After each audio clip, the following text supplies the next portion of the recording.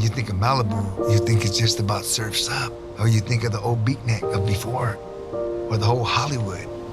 It's Malibu. Our people have been here 15,000 years. This is our home, and it'll always be our home. No matter how many million-dollar homes you build, beneath your feet will always be the memory, the spirits, and the burials of our people. I feel a strong custodial sense to Malibu, a deep love for her. I feel that I've grown out of this soil. I cherish this soil. I cherish the Chumash that were the guardians of this soil and the stories their people told and the reverence they held for this land. And I feel that that's what I seek to honor in my relationship with Malibu itself. I say, may I be worthy of the ancestors. My story in Malibu has been this deeper and deeper journey toward the great question of what does it mean to be human? I needed to find the roots of the tree. I needed to come from somewhere, meaning within the intimacy of where you live, the book you are, the story you tell, that you are whole and holy, and you are home.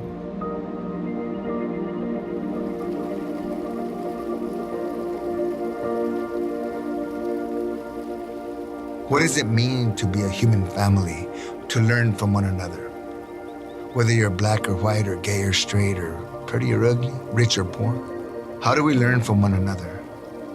How do we relate to the health and the spiritual wellness of our home in Malibu, where the waves sound loudly? The reminder of time and the pulse of life, the bloodline of our Mother Earth, the horizon of dreams. I can feel it. I felt it when I first came here. I knew I needed to be here. There's something here. There's something that you can't put your finger on it. The spiritual component of this land. This is a sacred land. The energies that are here in Malibu and here on our ridge where I get to create music every day, there's no question that there are other forces at work. If you're just open to receive what the universe has for you, it's all right in front of you.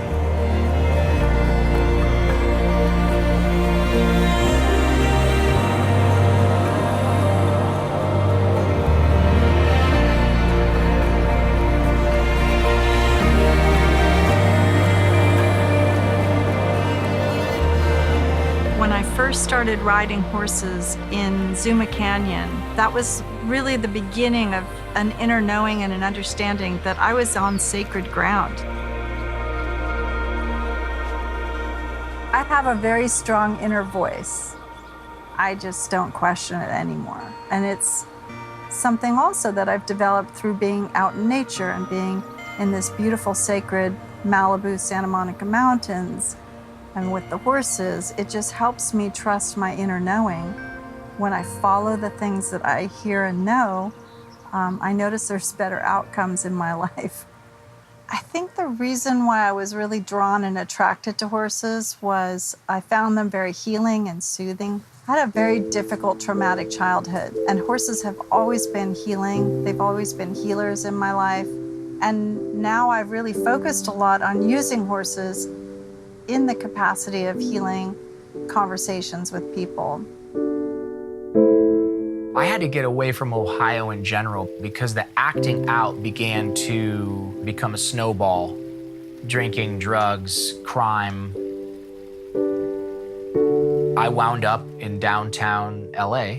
I had $850 to my name. My addiction grew, my alcoholism grew. I eventually wound up strung out on heroin and crack, and the high cost of low living began to mount and mount and mount. And it got to the point where I was penniless. I was crazy. I was starving. I was filthy. I was rotting from the inside out, picking up cigarette butts off the street and smoking them, sharing needles with homeless people on Skid Row. I went to rehab. I'm craving drugs so bad. I haven't had drugs in about 2.5 months. I couldn't take it. I had to see the ocean. And so I said to my friend Frank, you got a car, man. Can you drive me out to the beach? And we were coming out through the McClure Tunnel and I saw the ocean and oh my God, I just started crying. I mean, I couldn't help it. We got out, we parked, and I ran and kissed the sand. I mean, maybe I was being a little bit dramatic, but for me, it felt like for the first time ever, I was coming home. I sat there watching the waves come crashing in until the sun went down. There was like a peace washed over me like I had never felt before. And I was just like, I don't care what I have to do, I'm gonna live here. I'm gonna live in Malibu. I moved to California when I was 7. We flew in on a flight from Illinois, and my dad picked my mom and I up at the airport, drove us straight up Pacific Coast Highway, and we stopped at Malibu Beach. My jaw hit the floor. There must have been 100 guys out. Dad asked me right then, he said, do you think you'd like to do that? And there was a surf shop across the street. He bought me a $65 used surfboard before we even got the bags out of the car from the airport. I'll never forget a 6'4" natural progression single fin swallowtail, because it hit me once, so I'll never forget that. That was the beginning of me in the water.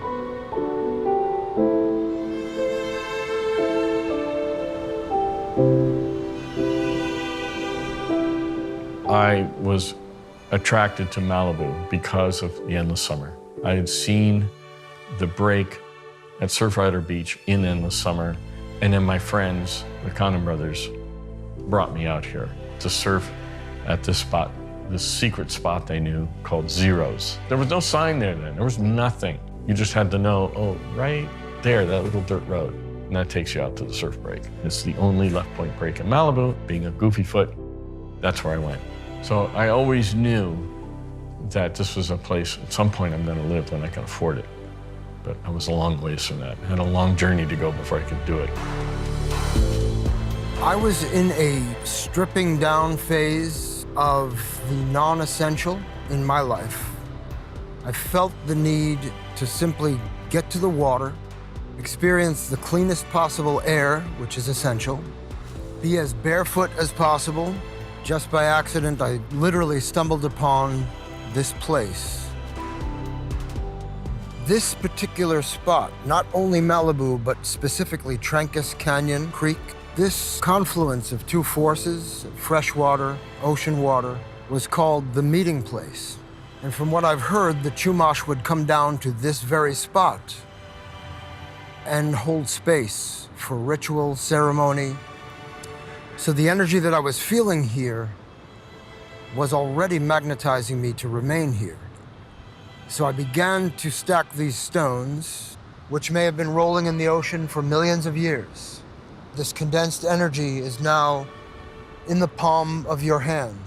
To become intimate with that stone, the color, the texture, the shape, that in itself is a meditation.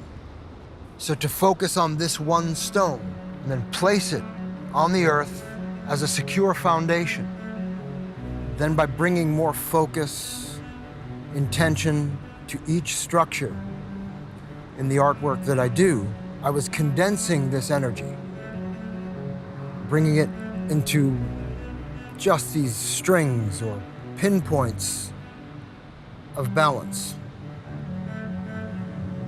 And this was my own personal solitary meditation.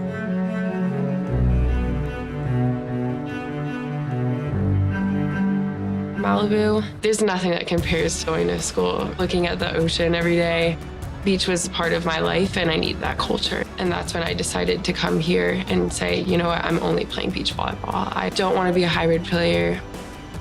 Zuma is our beach. That is our home courts. That is something that we take pride in because we are a beach volleyball team. We're not a sand volleyball team. We want to play on the beach.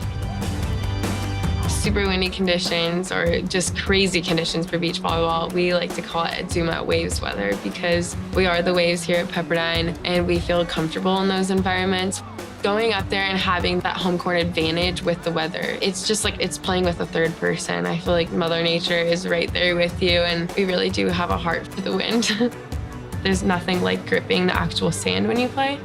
It's like a freedom. You're on the sand that's like experiencing the weather every day.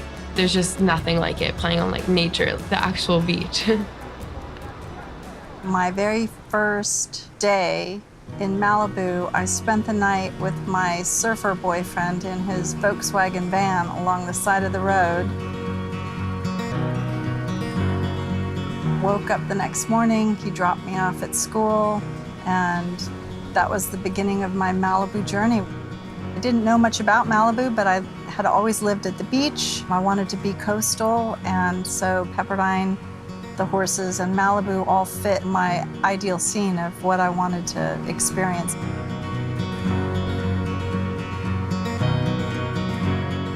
Well, I'll never forget the first time that we were showing this property before we decided to build a house. And it was just a feeling like I had found something special, that I needed to be here.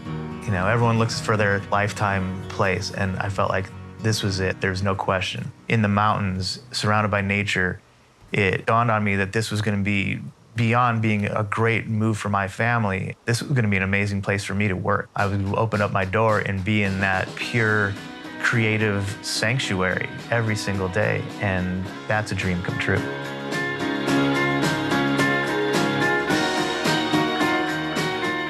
If I just wake up and go straight into the studio, I feel like the noise of the world just comes in too strong, too loud, and too fast. And for me, it's necessary to start my day off with more of a cleanse. Most mornings, I'll head straight to Zuma Beach. I'll run all the way to Point Doom, run up to the top of the headlands, and I'll take a little breather there, and I'll look out, gain some perspective, and set myself up for the day. So it's a running meditation for me. As I'm seeing the ocean, I'm reminding myself that it's constantly moving and constantly changing, and that's the only constant in this life, is change, and to roll with it and to go with the flow.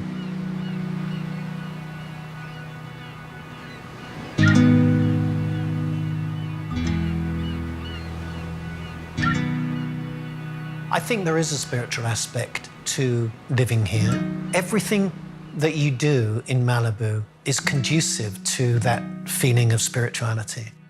But it's not spirituality with a capital S. For me, it is an encouragement daily to go and try something new. And for me, it was painting. The graphic opportunities that are here in Malibu pop into my vision constantly and effortlessly. Coming to Malibu from Europe, you get a fresh look at what someone who's born and bred here might just take for granted. I'm really aware of houses on the beach because we don't see them in Europe. I'm really aware of lifeguard towers because we don't have them in Britain. I'm really aware of the light. The light in winter is extraordinary. The shadows are inky black, hard-edged shadows. And in the summer, there's an intensity to the light which is almost painful. And I think what it does, as I'm driving around, I'm very aware of these iconic California images. I really enjoy the graphics of street furniture, the telephone poles, the street lights. Energy is waves. Music is waves. My job as a musician, as a composer, is I'm sculpting air. When you speak, you're sculpting air. You're pushing air. That's a wave. It's surfing, all you're doing is riding waves in water. Same thing. Malibu, you feel the earth and the ocean. It's coming up through you. I guess to get metaphysical about it, that's what helps creative people, to feel that it's coming up through you. And any musician worth his salt, any composer, will tell you when you say, what's the best piece of music you've written? How did that work? How did you create that? And we'll often say, I didn't create it. It just came through me. It was a gift. I don't know where it came from. It just came through me. Well, when you're in a place like this, it really helps. Malibu has that in spades.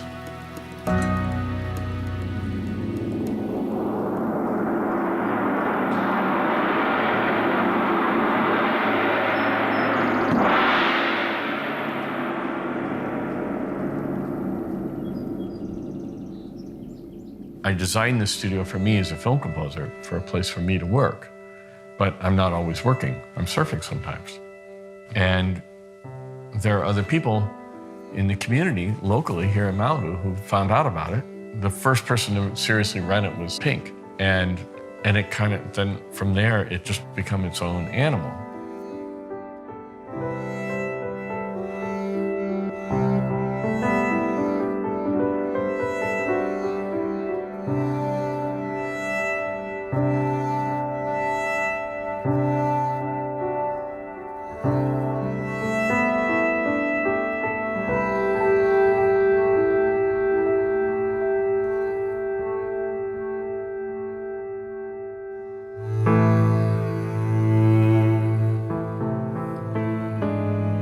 very Malibu studio. I designed it to capture the essence of this place, of this location, being here on Point Dume, looking out over the ocean.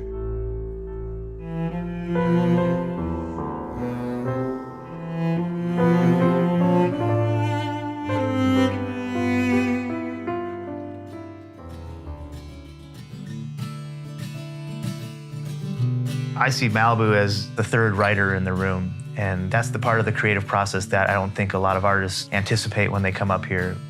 They've got everything that I see every day now inspiring them the way it's inspired me. All these studio settings that they're used to, and I'm giving them the freedom and the space.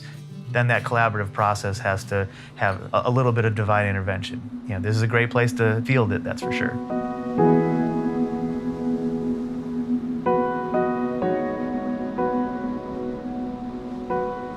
This part of Malibu has a reputation of being a population in process. People are working on a lot of issues.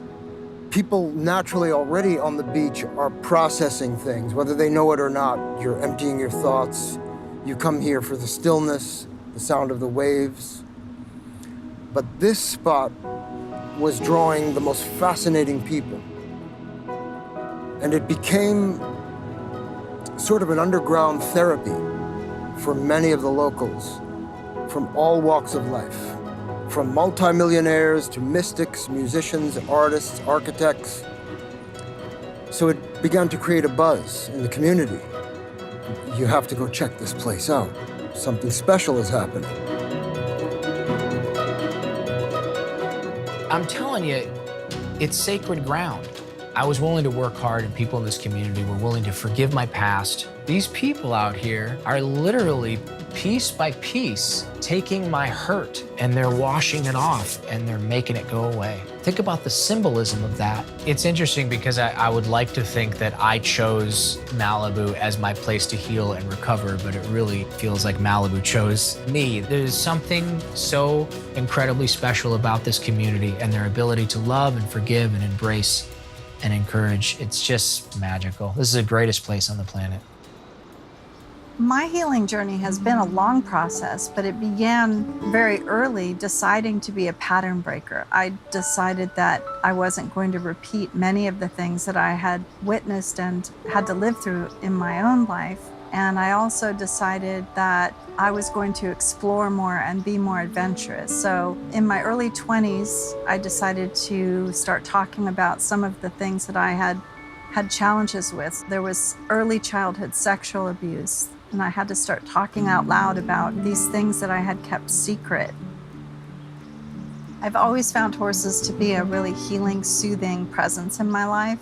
Over a long period of time, I started to realize that horses were a reflection to me of the part of me that was a victim. They're very vulnerable, and I was experiencing my own life in a very vulnerable way, and they felt empowering to me. Being with horses felt like a way of being more powerful.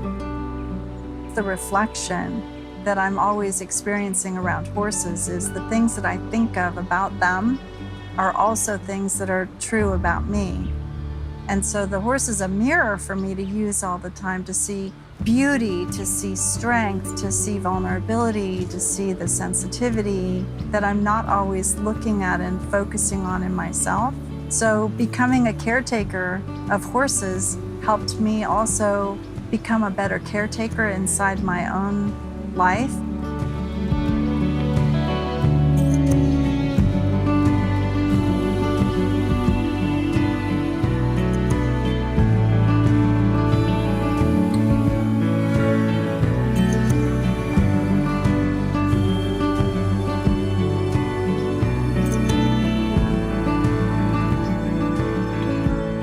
When I was about 14, my unconscious started just dumping into my dream life, and I knew that I had to find a way to express what was going on. And for me, I realized that I really wanted to know how I was wired. I wanted to know why are we made up the way we are in terms of our psyche. I started journaling. My dad would always say, when you can't talk about something, paint it or draw it. So I began using drawing and painting as a way of simply sort of exorcising these energies. I ended up going to Juilliard in New York to study acting, and I was playing a very violent character that wanted to kill his father. I could not connect with that. And so I had seen a calligrapher talking about breath, about energy, and I thought that's very much like an actor, meaning allowing it to actually be a process by which we allow out of ourselves that which manifests in a type of gesture. And I got a large drawing pad, I got paint, and I started using my body, physicalizing, until I found the fury of the character. From that point on, then I would always use art, not as an illustration, but as a tool of actually accessing my deeper emotional and imaginative energies.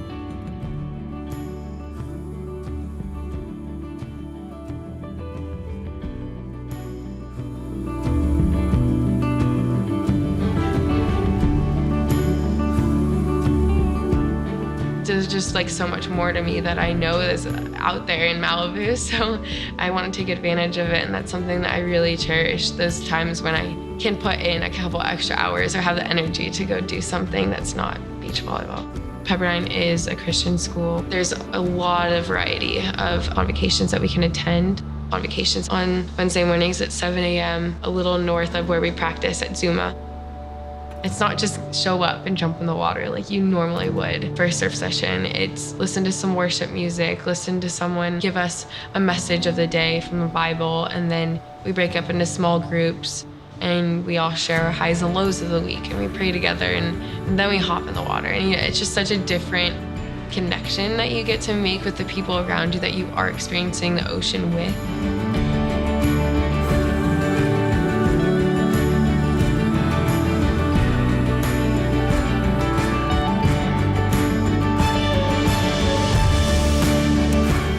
Being in the ocean, there's no not fitting in. No matter what, the ocean's gonna accept you.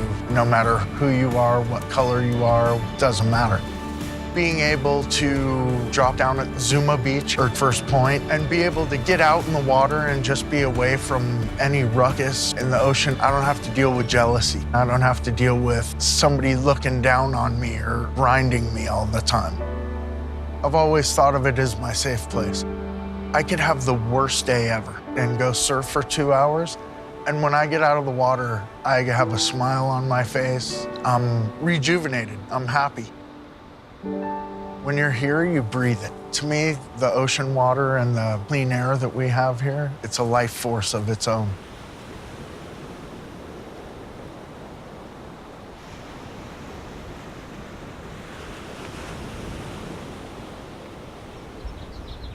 Elders say that we arrived on the island in the fog, just like the cells of life that came from the universe, or just like the water that we're in our mothers as we're birthed into the world.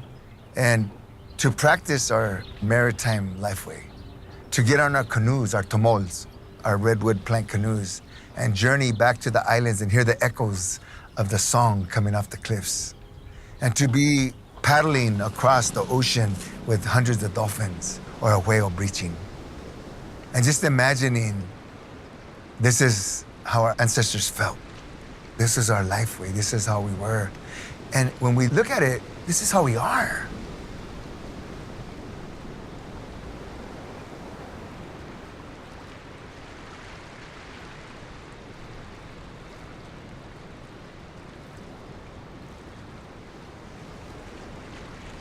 We're not gonna get any more water.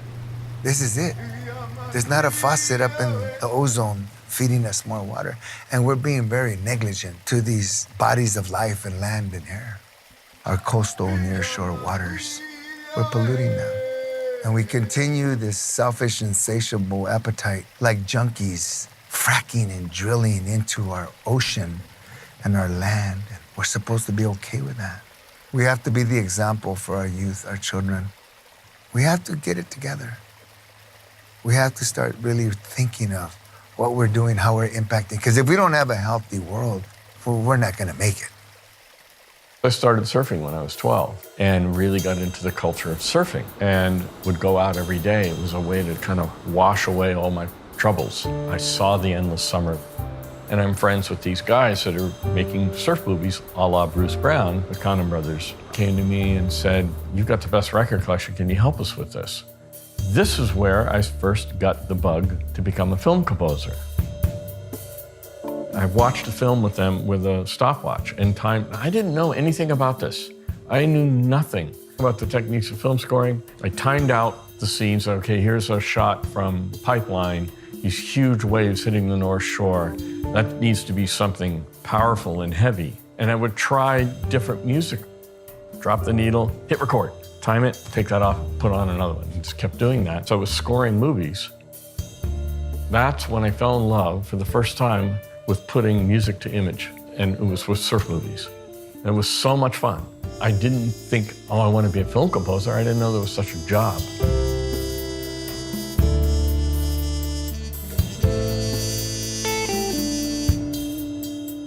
By not being formally educated in music, I was forced to tap into the emotional side of the creativity and the emotional side of writing. I was forced to tune into the emotional side of what I was listening to. And the songs I was writing when I first started were 2 or 3 chords, and it was how I was delivering them. And I really didn't know the proper chord to go to. If I started a song in A, I didn't know that the relative minor of that chord was a F sharp minor, but it didn't matter because I was just going off of my gut. And because of that, I think over the years, I've found paths in melodies and chord structure and song development that I probably wouldn't have stumbled on if I had been formally trained. That really leads you to discovery in some ways, consciously and subconsciously. That's helped me develop some more unique sounds, more unique melodies, and given me a style that can define me. I was a kid and I was the first guy in the band who decided he was gonna sing because no one else wanted to sing. And then I decided to learn how to work the equipment because no one really wanted to do that either. And all these things that were kind of out of necessity because someone had to do them, then they became tools. And now after all these years, being a singer, being the main writer in my bands, learning how to work recording equipment, working in a recording studio, all these skills have come together where I realized it doesn't matter who walks through the door, I can feel a need. And that's given me the confidence to feel comfortable working with almost anyone from any genre. And a great example of that is the song X's and O's that I wrote with Elle King. Elle came up here and we didn't know what we were gonna do. I had some ideas, had a couple titles, a couple of lyrics around. I just picked up the guitar and started playing a riff, and she really liked it. And it just fell out of the sky for us that day.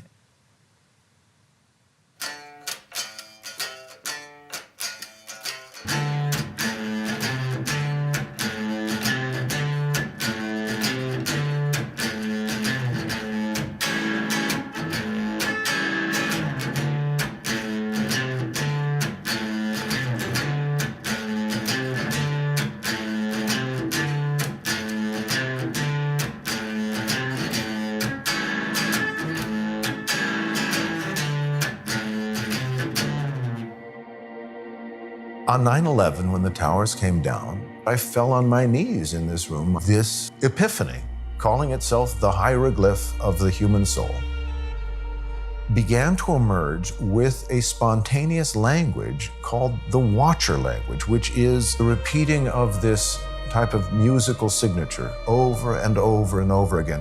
So essentially, I start to follow it much more like a dancer, like a musician saying, lean into the riff. I don't know where it's going, but as I follow this rhythmic signature, it starts to build into figures and forms. There's something about freestyling now that is fascinating to me because it's an ancient language, it's an ancient technique.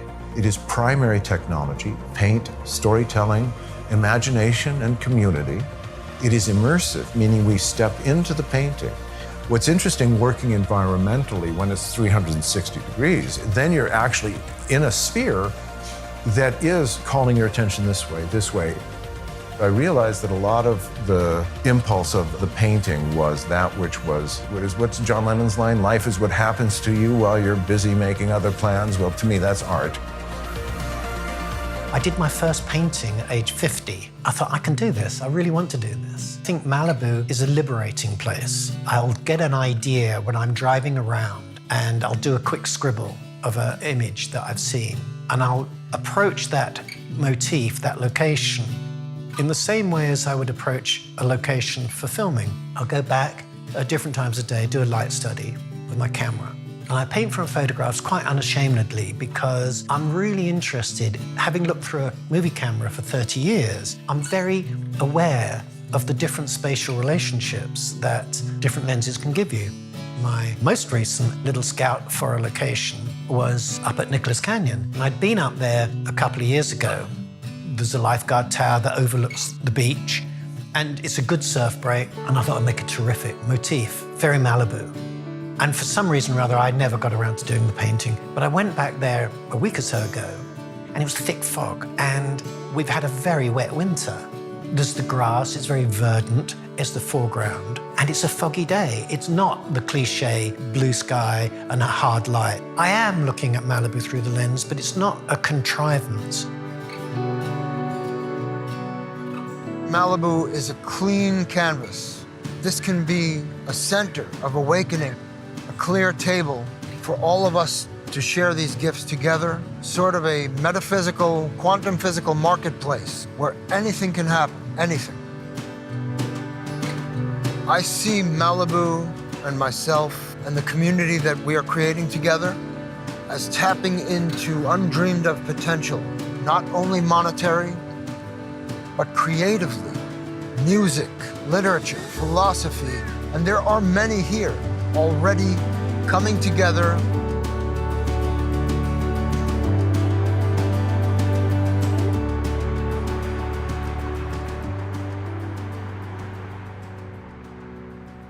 So that's the highest number of successful artists per capita in the world, right here in Malibu. You consider all the arts. Consider acting, writing, directing, painters, sculptors, musicians, composers, dancers, choreographers, set designers. It goes on and on and on. There's something about the creativity that needs that natural input, that needs to be close to nature to feed it. I think it's a natural attraction. It's not just that it's pretty, there's something else. There's another energy that happens here. It's palpable, it's there. There's something happening that's right. You come into this land here and there's something that is just coming out. I don't know what it is. Horses definitely are a part of the rich heritage of Malibu. I came here in 1979. There were a large number of horses living here. The population of horses is really shrinking fast. It's the sadness from my perspective of knowing that my generation may be one of the last generations that have access to horses here is really sad for me. And so being a horse person is sort of a permanent antidepressant for me. I see horses as being like a conduit to connect us with nature. It's hard for me to walk on my own 2 feet, but to get on top of a horse and to be able to go 12 to 20 miles that effortlessly, it's incredible. I've personally been most attracted to Zuma Canyon. One of the things that I really love about that particular canyon is the huge sycamores on the valley oak. And there's one in particular that's fallen down and still growing, and half of it's like laying on the ground. It's just the most amazing thing. You can lay on it and feel the sun on your face. So here Malibu was offering me solace, offering me food, offering me work, offering me shelter. And then Lou Gossett came into Sherman's place and she said, "Oh, Lou, you gotta meet this guy, he's really great." Now I'm walking Lou's dogs. So these dogs dragged me back into that canyon, away from society, away from judgment, away from my fears, away from cell towers and computers and texting and all this stuff. They dragged me back into that canyon. I would get real tired and I would go and I would sit on this giant tree trunk. So some days I would close my eyes. Some days I would have mystical experiences sitting on that tree. There were times where I would literally stand up and I would just put my arms around the tree and I would just hold the tree and I would put my face up against the tree and I would sob. I would just cry. There wasn't any rhyme or reason. I don't know what I was crying about. There was something about that tree. There was something about that canyon. And there was something about those dogs. They knew what I needed. And they would give me desperately needed unconditional love. And Sherman gave me that desperately needed unconditional love. And Lou Gossett gave me that father-son desperately needed energy of an older man telling the younger man, like, son, you're gonna be okay. I would consider Malibu to be like a grandfather. There's a sense of wisdom and a sense of maturity that I have been able to experience on my own because of the relationship I have with Malibu. There's this sense of experience here and a history in Malibu. And I feel like that's something that you gain talking to your grandfather or hearing stories that were before your time. It's a combination of some ancient ancestor, and you can imagine their wisdom and their knowledge, and you strive for that. And I also see it as a brother who's right there with me at all times and there to help me create, there to help me recognize what's important in the world, what's important in my life, and gain perspective when I start to lose it. I'd tell you that Malibu's been my girlfriend since I was like 7 years old. It's an amazing place to figure out who you are. My relationship with Malibu is both an ancient grandmother and a newborn child at the same time. I feel wisdom here, tradition, stability, strength, and yet there's also a fresh flower that is open to interpretation and reinterpretation, which shows me that the strength and the stability and the old tradition is not brittle, it's not hardened. And that is very, very exciting to me. If I could put as a relation to me, what would Malibu be to me? It's my mom. Of course it's my mom. Because she gave birth to who I am. I'm not that sad, banged up little boy from Ohio anymore. I'm the man that's sitting in front of you today, okay with who I am as a person. Malibu gave birth to that. Malibu and the community of Malibu gave birth to who I am today. And I really love who I am today.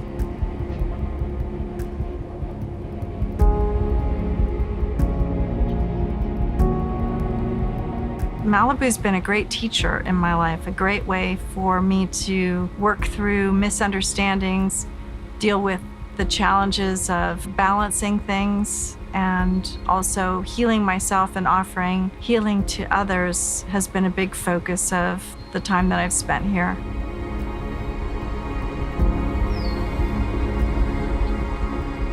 When you're coming through Malibu Canyon, just as you're starting to come down the hill, Pepperdine's off to your right, you look up to your left, and if you look there carefully, you'll see a rock that kind of sticks out from the rest. It looks like there's a man sitting in a chair, and that's the rock.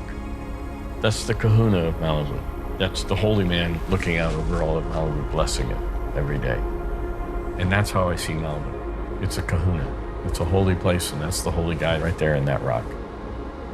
I feel a great sense of a great mother energy that's here, that's saying, the more you love, the more you realize I love all of my children. Malibu has always been a place of gathering, and that's why it's the energy of, in a sense, on a deep level, the mother and the upright father. Do you know, since the ancestors, the father stands up like a totem pole. And I essentially blame a lot of this indigenous way of seeing directly on the influence of the land itself, because the more deeply one honors the spirit of the land, the more deeply the spirit of the land simplifies who we think we are.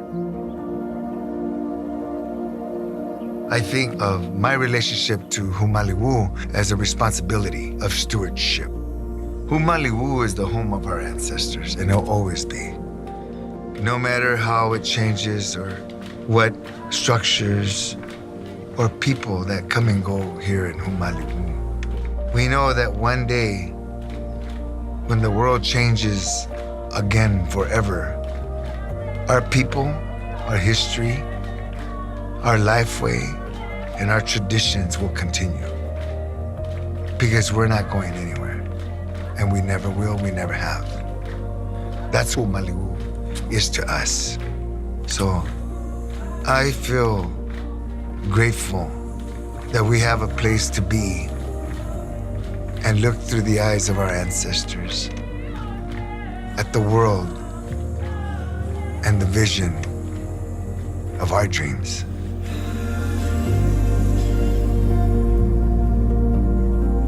My relationship to Malibu is, it's my family.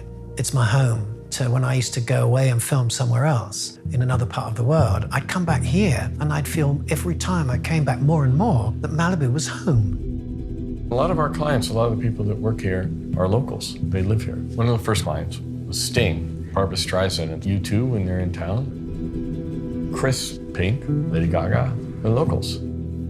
They treat this like a church. They really do. This is a place of musical worship, and where it is a big part of that. There's something magical, not just about Malibu, but musically it focuses here.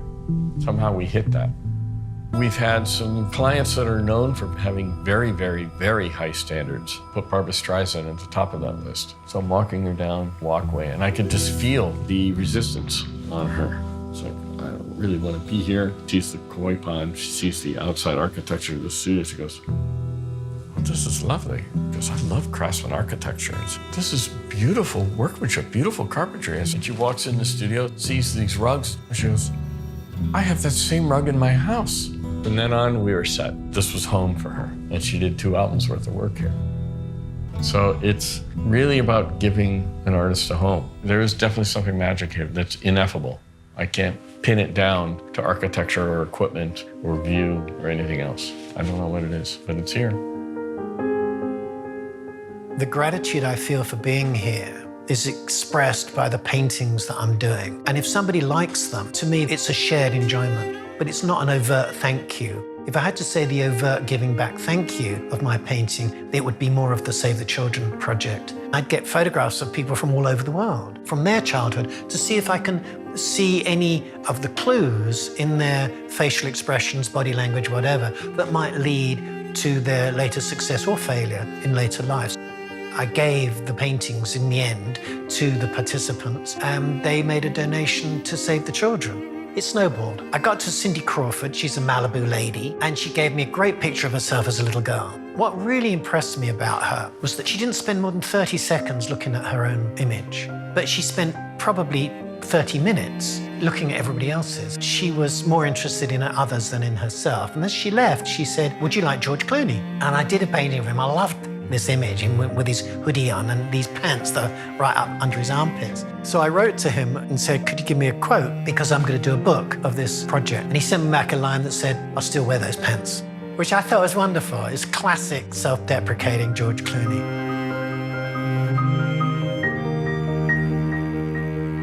I'd heard my songs on the radio, I'd seen them on TV. It's a great feeling to see your work out in public and to see other people appreciating what you've created. There's no question. But so many times it had been an achievement of like, okay, wow, now we're on the charts, I'm gonna make some money, or cool, now this artist is gonna have a career. But when Fight Song by Rachel Platten came out, we believed in the song, but no one else was, and we couldn't figure it out. She put it up on YouTube and people started finding that song. Then we started to hear stories about how this song was inspiring people to help them through the struggles of an illness or any of life's struggles. That was the first time I've felt a song or something that I've helped create move people on this emotional level and really touch people. If you write from the heart and you create from a deeper place, it's gonna find its path. And if it's done with the passion and the inspiration that Fight Song was written with, then it's unstoppable. Every time a new artist comes up to write with me, they'll drive up the driveway, they'll get out of their car, and there's about 30 seconds of silence as they look around and they take it all in. By getting in tune with nature and with Malibu and with the beach and the ocean and the mountains, I just know I'm putting them in an environment where they're gonna be able to do their best.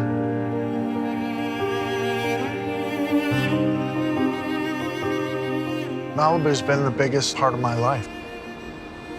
I think growing up here helps you to open your eyes to the beauty of the world. It's an amazing place to figure out who you are. Tide's always gonna go in and out. There's always gonna be another wave. There's always gonna be another day in the ocean. This painted library is the outcome of a lifetime of asking questions about what make us human. And that's what the books are. So the art is actually an amplification that says, I ride upon the spines of all the stories. This is a true act of love. And for that, I do feel that this, in the long run, is a treasure of Malibu. The people who know what Malibu is realize that possibly you could say this is where love dwells. I I am very grateful to getting up in the morning and thinking, what am I going to paint today? I spent most of my life being a commercial director because I didn't know what else to do. Thank you for my luck for falling on my feet here and doing this. What Malibu allows us all to do is reinvent ourselves. I think we're allowed to be who we want to be. It brings out our ability to express ourselves in whatever way we choose.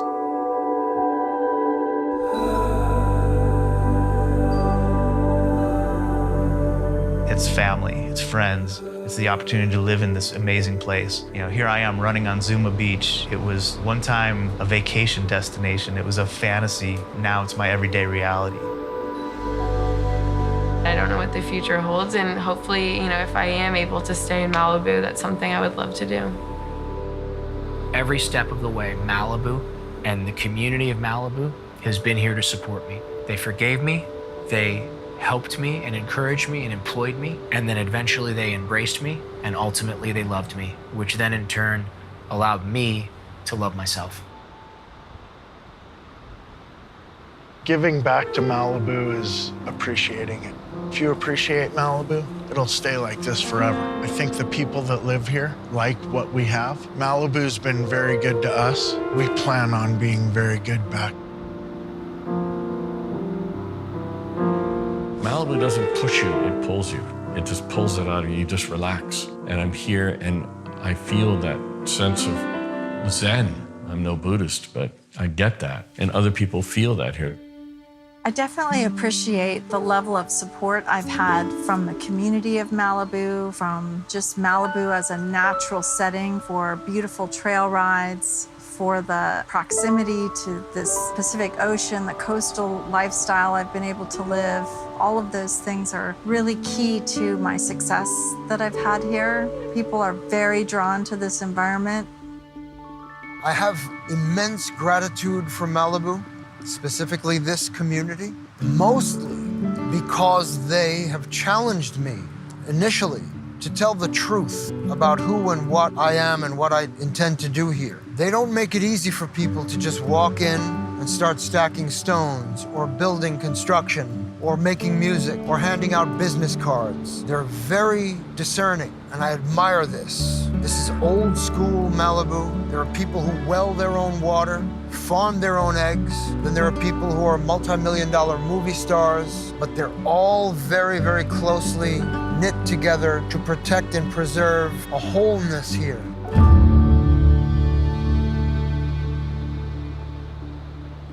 Malibu is the heart of storytelling, because she says, follow your heart.